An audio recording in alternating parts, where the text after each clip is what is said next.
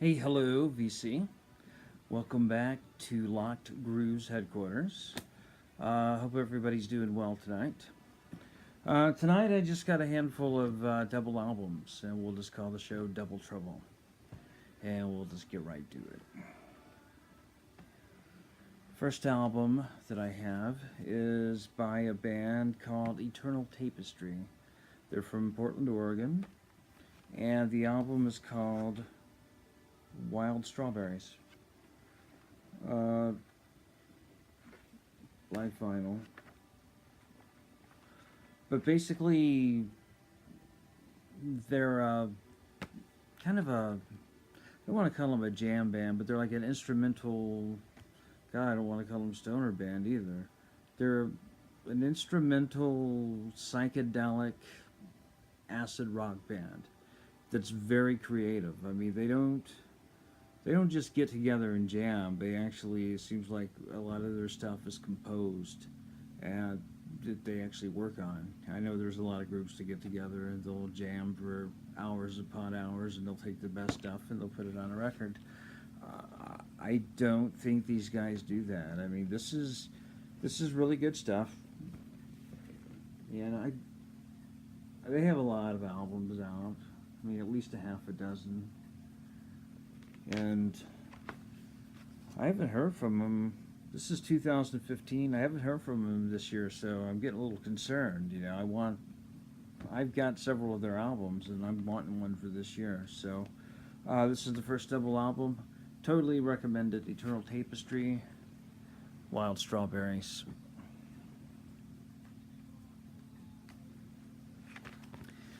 Here's the next double album. This is a cool concept here. It's done by Walter Carlos, and it's called Sonic Seasonings, and it's got one song per side, which I love, man. I'm a sucker for that stuff. Just love long sides, and it's basically the songs are called Winter, Spring, Summer, and Fall. And they all kind of fit that mood. I would say, think Tangerine Dream, kind of, I don't know, mid 70s, 74 Tangerine Dream. It's more ambient. It's kind of ambient electronic is what it is, and it's good. It's mellow. They're not as, or he isn't as good as Tangerine Dream, but it's good. It's a delightful album to just kick back to, especially if you like ambient. And it's got a cool poster showing enveloping the whole screen here. But I don't know. I found this like 15 years ago. I just took a chance on it. I'd never even heard of Walter Carlos, and I just love the concept of one side per song, and we're going to hit another one of those here in a minute. But what does it say? I am moving all day and not moving at all. I am like the moon underneath the waves that ever go rolling. Anonymous. So there's a little philosophy there. You can take that whatever you want. But yeah, that's the second album of my double albums today, and Sonic Seasonings by Walter Carlos. Quite like it, and it has gotten a lot of spins over the years. The next one is Tales from Topographic Oceans by Yes, and talk about excessive progressive. This album caused Rick Wakeman to leave the band. He just wasn't down with the ideas that John Anderson and Steve Howe had. And basically, it's another one that I like. It's got a really cool concept. It's got two albums, 4 sides, only 4 songs. And I can't even. I've read the concept so many times about John Anderson reading a book, a footnote of a book about a yogi and getting an idea for this, and I don't know. I mean, it goes really deep. You could probably write a whole book about this album here. Um, some fans thought it was over bloated. Some fans thought it was a masterpiece. Um, Personally, I think it's kind of middle of the road. You've got some genius. You know, it's yes. I mean, you're going to have great stuff on here. And personally, yes, some of the musical sections do kind of just trot along like they ran out of ideas. They're just kind of force feeding us stuff, you know, crap, I guess. I don't know. It's not. Some of the songs are. There's brilliant pieces in all the songs. And some of the songs are flawless, and then you got one or two that just you get in the middle and you're like, ah, you know, let's get to the next phase. The next album, next double album, is Embryonic by the Flaming Lips. It's a cool album. This is an album where they really changed. I mean, this is a out-and-out drug album, and there's just no other way to put it. I always thought that these guys could make the ultimate psychedelic album, and so far, in my opinion, they haven't.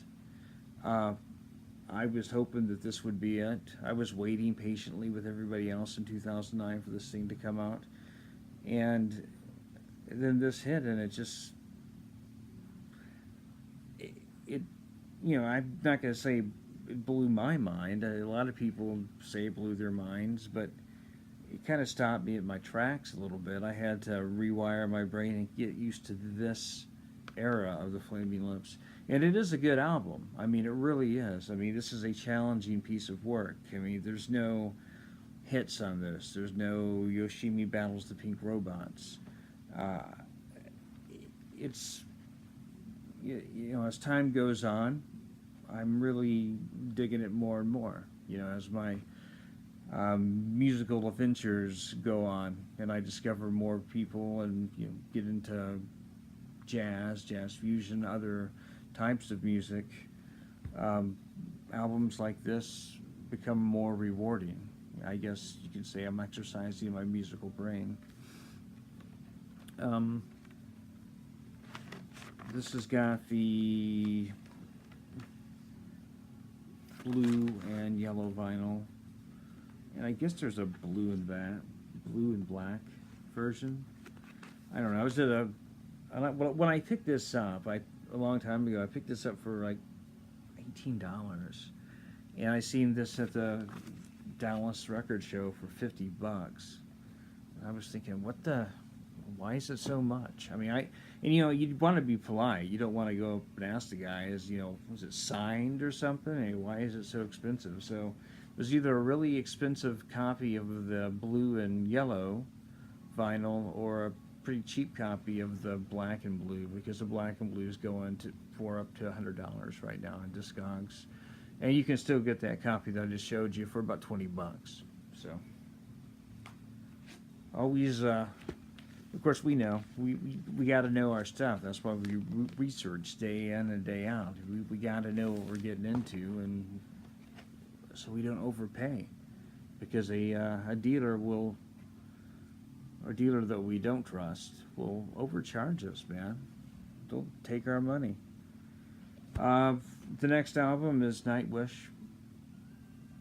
I'm not sure if it was my album of 2015, but it may have been the album that got the most spins. I just fell in love with it. I wasn't a Nightwish fan. You know, people have been telling me about them for years, and then for some reason I saw a video of Floor Jansen and Nightwish just rock it out. And she's beautiful, and she's got a voice, and she's got stage presence.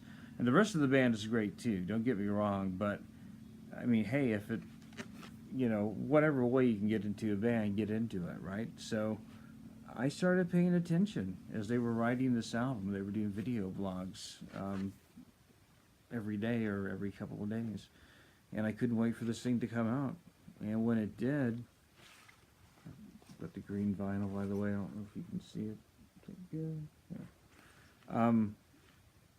I couldn't believe how good it was. I mean, I really enjoyed this album.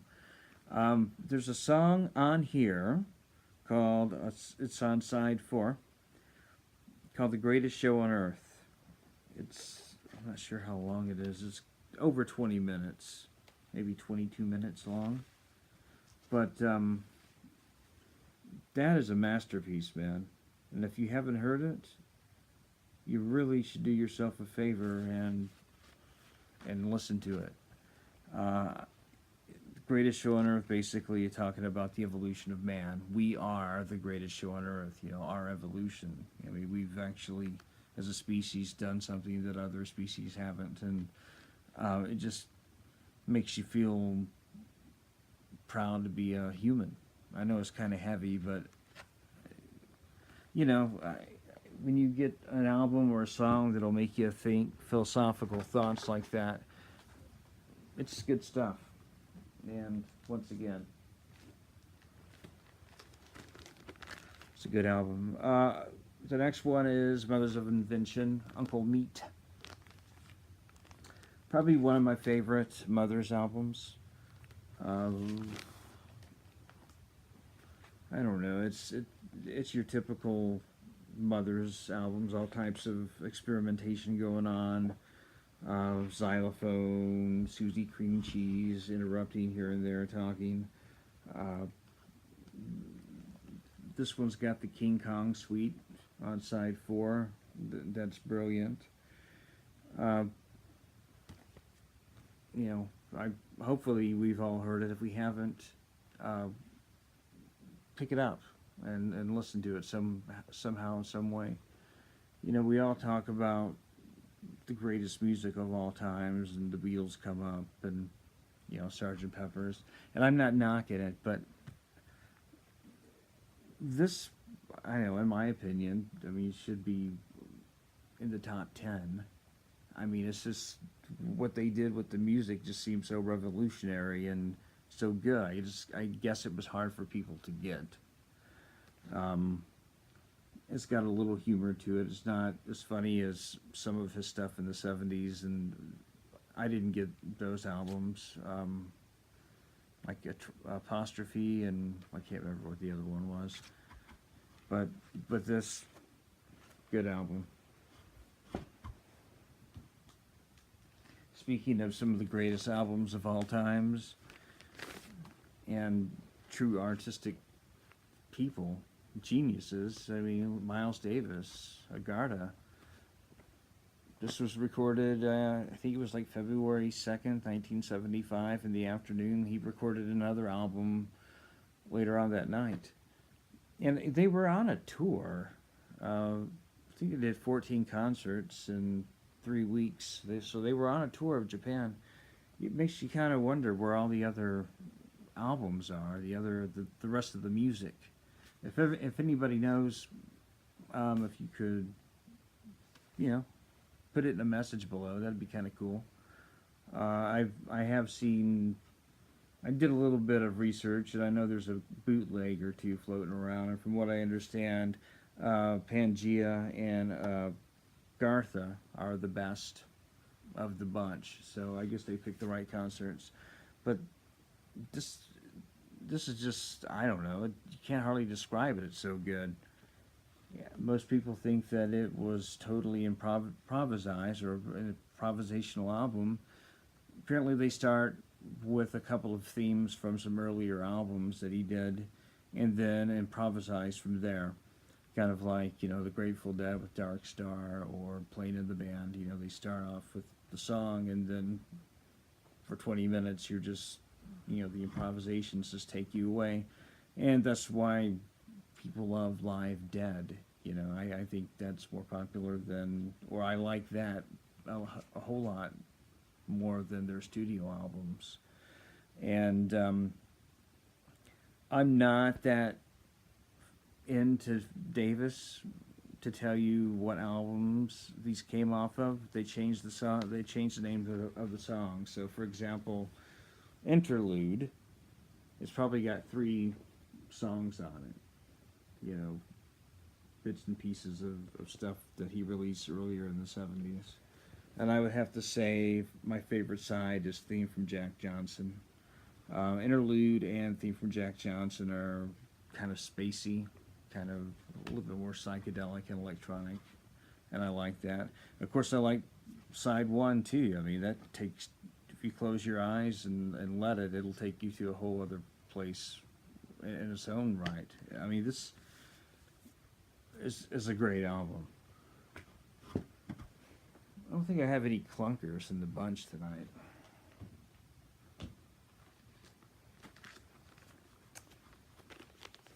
Now, technically, this is a single album, but this is the 10-year deluxe, or anniversary deluxe, and they added an extra album to it, so it's a double album. Or at least I'm calling it a double album. And the original album is fantastic. I mean, hopefully we've all heard of Black Mountain by now. They're kind of a alternative metal. I think I've had them. I think I've talked about them before. I don't want to describe them as Sabbath, but they're kind of Sabbathy, kind of.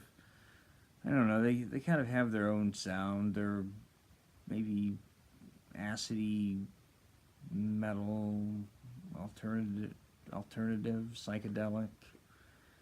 You know, all those genres rolled into one. You have to listen to it. But this was their first album. It's probably not their best. I think that their last one, number 4, is their best album. But it's still good. And the special things about what they added on here is another version of Druggernaut, which is 8 minutes instead of the 4 minutes. And I'm just rounding these. It's probably, I don't know, 4 minutes and so many seconds. And there's this song on here called It Wasn't Arson, which I really like. It starts off with a bunch of electronic bleeps and bloops. It just fits so perfect on the album as a whole. You know, you just kind of expect that. So you got a couple of minutes of that, and then Sean McBean starts singing, and the album comes to a close. Right before they recorded this, they were a band called Jerk with a Bomb. And they didn't have much success. And I can't remember if they just gained a couple of people or kicked somebody out. But basically, it's the same band. They changed the name and recorded this album, and bam, they had success. Sometimes I think it's just packaging, the way you package an album. And the name Jerk with a Bomb doesn't really do much. I mean, maybe it's just me. Maybe I'm just kind of, I don't know what you would call it, but when I think of Jerk with a Bomb, I think of a punk band, and like a new age punk band, something that I just really would want to listen to, like Blink 182.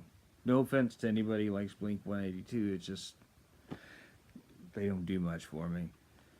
But when I think of Black Mountain and I see this, I mean, this interests me. It's like, what is inside? So it's packaging, names. So I think the name change probably really helped them.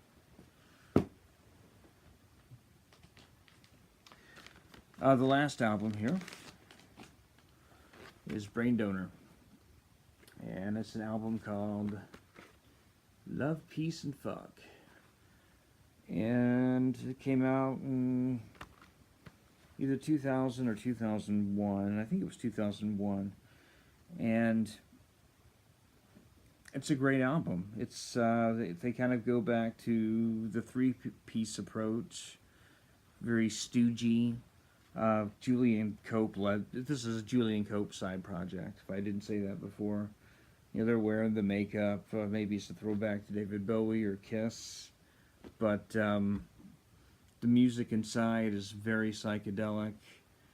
There's my favorite song, or my favorite side, is one song, and it's called "She's Gotta Have It." It's 20 minutes and 25 seconds, and it just takes you, it throws you around the room, takes your brain, squeezes it. You know, it's just really heavily psychedelic, good rock and roll music. I mean, this isn't music for weaklings. So, I recommend this too. You can check all these out on YouTube. And before I end, I always try to end with with a dollar bin. And this dollar bin album, it's actually a double album, but not really. It's a single with 2 records in it. And it's from a band called Cirrus. It's a single of a song off of their album Counterfeit. And the song is called Boomerang, and there's 4 different versions of it. And I've had it in my collection for like probably 7 years. And I don't listen to it that much.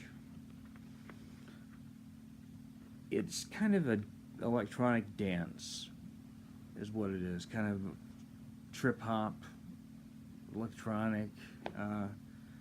Sometimes when I'm in the mood, I'll put it on just to see if I like it anymore, but I really don't. I'm going to keep it in my collection. I mean, normally at this point I say whether I'm going to put it back in the dollar bin or keep it. I'm going to keep it. It might be good for a trade one of these days. And like I said, I mean, it is electronic music and it is good to listen to. But there's a song on each side, and the songs aren't that long, so it's kind of a waste of vinyl wax. So it barely stays in my collection. Anyway, I hope you liked tonight's topic. I just wanted to get on and ramble. So, what a better place to ramble than on to the folks on the vinyl community. Thanks for listening to me. You guys have a wonderful evening, and we'll see you next time.